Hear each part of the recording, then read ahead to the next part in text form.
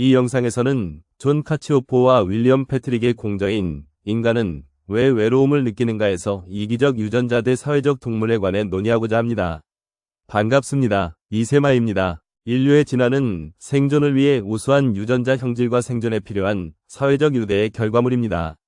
인간은 사회적 유대가 필수적이며 환경에 대한 올바른 이해가 생존에 중요합니다. 동물원 관리인에게 호모 사피엔스에게 가장 적합한 공간을 만들어달라고 하면 필요 조건은 무엇일까요? 모 사피엔스는 반드시 서로 어울려 지내야 하는 환경을 요구합니다. 황제 펭귄이 열대 사막에서 생존할 수 없는 것처럼 인간의 유전자는 그에 적합한 환경을 필요로 합니다. 인간의 유전자는 사회적 상호작용이 존재하는 환경에서 발전했습니다. 하지만 서구 사회는 반드시 서로 어울려 지내야 하는 인간의 필수 조건을 부차적인 요소로 격화시켰습니다. 이는 인간의 생존에 부정적인 영향을 미치고 있습니다. 사회적 단절은 인간 존재의 본질에 깊은 영향을 미치며 이는 토마스 홉스의 이론을 통해 이해할 수 있습니다. 토마스 홉스는 세계 질서를 유지하는 사회적, 정치적 구조의 근본을 추론했습니다. 그는 자연 상태의 인간은 쓰면 뱉고 달면 삼키는 충동의 지배만 받으며 이익만 챙기는 자연적인 성향에서 벗어나려면 사회적 규제를 시행해야 한다는 것입니다.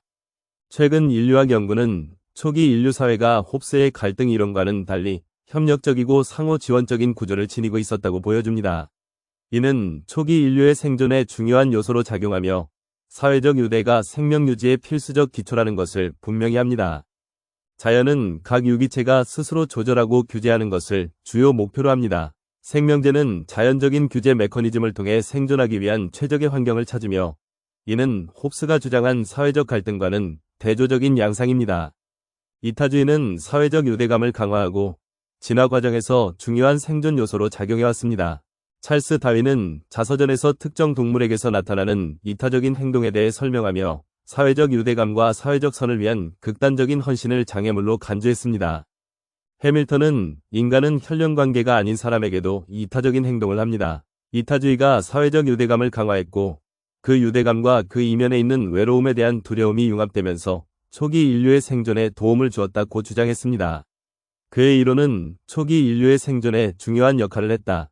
조지 윌리엄스는 우호적 정신을 극대화하고 적대감을 극소화하는 개인이 진화에서 유리하며 자연 선택은 대인 관계를 증진하는 특징을 선호한다고 주장했습니다.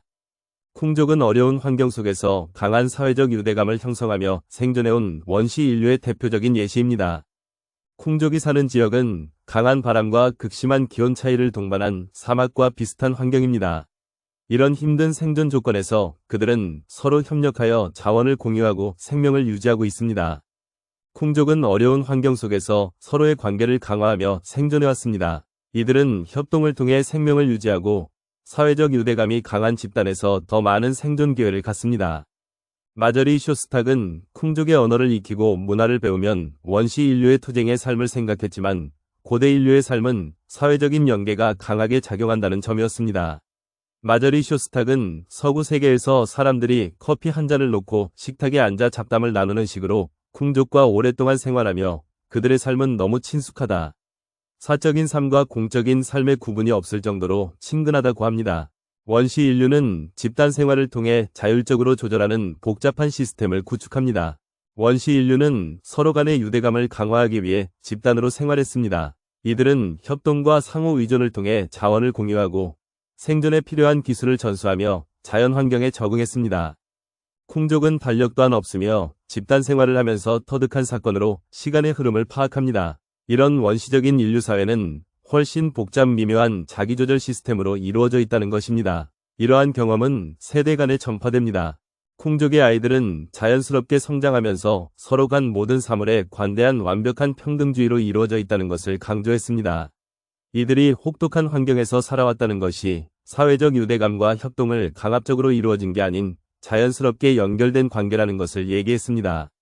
죄수의 딜레마는 사회적 협동심의 기원을 탐구하는 중요한 사례로 개인의 선택이 공동체에 미치는 영향을 보여줍니다. 죄수의 딜레마는 두 용의자가 서로 다른 방에서 신문받는 상황에서 출발합니다. 각 용의자는 배신하거나 묵비권을 행사할 선택을 하며 각자의 선택이 상대방의 형량에 직접적인 영향을 미칩니다. 즉 신문을 받고 서로를 배신해 죄를 자백하거나 묵비권을 행사해 신의를 지키는 것 중에 선택을 하는 것입니다.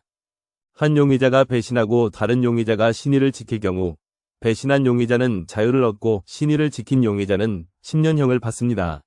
이는 단기적 이득이 장기적으로 공동체에 악영향을 미친다는 점을 강조합니다. 죄수의 딜레마를 여러 차례 진행하면서 가장 이상적인 전략인 맞대응에 설명하며 맞대응은 선의를 계속 받아들임으로써 이기적이고 반사회적인 행동을 심화되는 것을 피하는 데 기여합니다. 이 실험을 통해 이기적 유전자와 사회적 동물로서의 본성은 상호 관계에 있다는 것입니다. 즉 자연은 사회적 단결에 특별한 가치를 부여하지 않고 유대감을 선호하려는 강한 욕구가 생존에 유리한 결과를 가져온다라는 것입니다. 인류의 진화적 적응은 유전자와 행동의 복잡한 상호작용에 기반하고 있습니다. 초기 인류는 다양한 환경에서 생존하기 위해 적응력 있는 행동을 발전시켰습니다. 이러한 적응은 유전자 내에서 생존에 유리한 특성을 선택적으로 강화하게 하였습니다. 초기 인류의 진화적 적응의 환경을 예시를 들며 적응성이 떨어지는 유전자와 적응에 유리한 유전자를 구분하는 방법인 감각운동적 접근법은 다른 사람의 생각과 감정을 정확히 파악해야 하는 필요성 때문에 사회인지만이 아닌 사회적 감정까지 포함하는 접근법이 중요해졌습니다. 도킨스의 이기적 유전자에서는 홉스의 주장을 힘을 실어주면서 자연선택은 유전자 내에서 승자와 패자를 가려낸다고 주장했습니다. 하지만 저자는 포유류와 여러 예시를 들며 사회적 유대감과 헌신이라는 사회적 감정은 공동체 내에서의 유대감을 강화하며 협력을 촉진한다. 이러한 감정은 진화 과정에서 생존자의 선택적 행동을 형성하는 데 중요한 역할을 했다. 사회적 협력은 인류 사회의 안정성과 지속 가능성을 창출했습니다. 인간 사회 내부에서는 점점 더 많은 사람이 연합, 신의, 사회적 협력, 상호보호에 관심에 의존하는 안정된 적응이 생겨났습니다. 그리고 서로의 보호와 지원은 생존을 촉진하며 적응에 유리한 조건을 형성하였습니다. 인간의 사회적 유대감은 유전적 경향에 의해 형성되며 이는 인류의 생존과 발전에 중요한 역할을 합니다. 사회적 유대감을 갈망하고 그 유대감이 없으면 고통을 느끼는 유전적 경향은 인간의 다른 특징과 마찬가지로 우리 세포 내부의 유전자 정보를 통해 후세에 전달됩니다. 이러한 경향은 환경의 변화에 적응하기 위한 필수적인 요소로 작용합니다. 환경에 잘 적응하는 유전자는 생존할 가능성이 높다. 유전자들은 사회적 유대감을 통해 협력과 상호보호를 강화하며 진화합니다. 선택 압력은 인류의 감정적 신호의 수용과 전달 시스템을 만들어냈고 우리의 유전자가 환경과 상호작용하면서 사회적 환경에서 직면하는 문제를 통해 우리의 인지 능력은 발전을 거듭했습니다. 성선택은 사회적 유대감을 강화하는 방향으로 작용합니다. 신체적 특징은 유전적 요인으로 인해 자연선택의 결과로 나타납니다. 인류의 진화 과정에서 사회적 구조는 필수적이었습니다.